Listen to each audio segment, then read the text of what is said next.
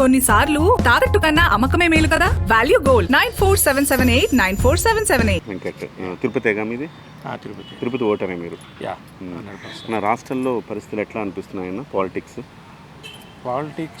అంటే ఇప్పుడు మన పేదవారి గురించి ఎడ్యుకేషన్ పరంగా బాగుంది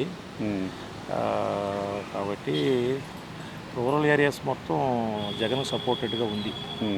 అర్బన్లో కొంచెం పొలిటికల్గా టఫ్ ఉండొచ్చు కానీ.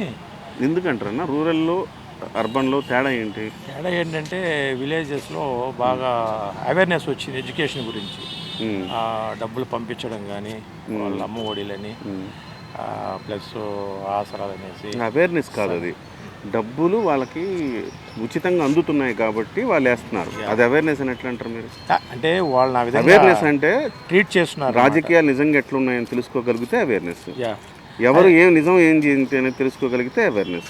14 లక్షల కోట్ల రూపాయలు అప్పు అయిందని ఇవాళ ఒక ఎకనమిస్ట్ చెప్పాడు. రాష్ట్రం ఇలానే కొనసాగితే నాశనం అవ్వటం గ్యారంటీ అని ఒక ఎకనమిస్ట్. ఇక్కడ ఎవరు ప్రతిపక్షాలు చెప్తున్న మాటలు కాదన్న. మీరేం చేస్తారన్న జాబా? నేను ఒక బ్యాంక్ ఆఫీసర్. అన్న మీకంటే ఎవరికి తెలుసు అన్న ఇది దీని గురించి? బ్యాంక్ ఆఫీసర్ కదా మీరు. 14 లక్షల కోట్ల అప్పు. ఇవాళ మీరు అప్పు చేసి దాన్ని ఏదైనా ప్రొడక్టివ్గా పెట్టకుండా మీ పిల్లలకి మీ పిల్లలకు ఖర్చు పెట్టామనుకో, పేదవారికి ఎకనామిక్ ప్రాబ్లము ఆడ అప్పులు చేస్తాడని తెలియదు వాడికి. అదే ఉందా లేదా అది నేను అంటుంది ఏంటంటే అవేర్నెస్ లేదు వాళ్ళందరికీ. ఈ రూరల్లో ఉండే వాళ్ళకి అవేర్నెస్ లేదు. వాడికి ఆ రోజు సంపాదించుకొని ఆ రోజు తినేవాడికి ఆ రోజు ఎవరైతే ఆసరా కల్పిస్తారో వాళ్ళకి జీవితాంతం జీవితాంతం వీళ్ళ పేదవాళ్ళగానే ఉండనిద్దామా? వాళ్ళని మారుద్దామా? డెవలప్ అంటున్నారు కదా. 50 అన్న 4 రూపాయలు బియ్యం ఉన్నప్పుడు 2 రూపాయలు కిలో బియ్యం ఇచ్చాడు ఎన్టీ రామారావు. 50% సబ్సిడీ ఇచ్చాడు. ఆ రోజు నుంచి ఇవాళ వరకు డెవలప్ అవ్వాలి కదా రాష్ట్రం. సబ్సిడీ లేకుండా నువ్వు బతకగలగాలి కదన్నా. ఇవాళ 50 రూపాయల కిలో బియ్యం ఉంటే 1 రూపాయి కిలో బియ్యం తీసుకుంటావా? 49 రూపాయలు ఎవరి దోబిలో నుంచి తెచ్చి పెడతాము కదా. ఇప్పుడు మీరు కట్టే పన్ను అన్న, నేను కట్టే పన్ను, ఆయన కట్టే పన్ను, ఈ పన్నుల్లోంచే కదన్నా 49 రూపాయలు సబ్సిడీ ఇస్తున్నాము. ఎంతకాలం ఇలా ఇస్తాము? రాష్ట్రాన్ని, జనాల్ని, వాళ్ళ స్థితిగతుల్ని మార్చే ప్రభుత్వాలు రావద్దా? చెప్పండి అన్న. 100% రావాలి.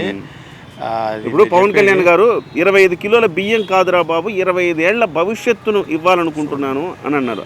అంతకంటే గొప్ప వర్డ్ ఉంటుందా అన్న? అంతేనా కదా? వాస్తవంగా మీరు చదువుకున్నాను, నేను చదువుకున్నాను, మనం అదే కదా ఆశించాలా? సో ఈ అవేర్నెస్ కల్పించాలని అన్న నాకు. ఏం తల్లి అంతేనా? మీ నాన్నగారు అప్పులు చేసేసి నీకు అప్పులు మిగిల్చాడు అనుకో తల్లి, నీ భవిష్యత్తు ఏమైపోతుంది? ఈరోజు నీకు తెలియదు. ఈరోజు ఎందుకు తెలియదు అంటే నీకు మీ నాన్న నీకు పిక్నిక్లు, షికార్లు, అప్పులు చేసి అంతా తిప్పాడు అనుకో ఉదాహరణకు. నువ్వు ఎంజాయ్ చేస్తావు, మా నాన్న గొప్పోడు అనుకుంటావు. ఆ తర్వాత అప్పులన్నీ అయిపోయిన తర్వాత నువ్వు పెద్ద దానం అయిన తర్వాత ఇదిగో తల్లి నీకోసం నీ నెత్తి మీద 10 కోట్ల అప్పు ఉంది తల్లి అంటే మీ నాన్న అప్పుడు తిడతావా లేదా? నువ్వు తిడతాను.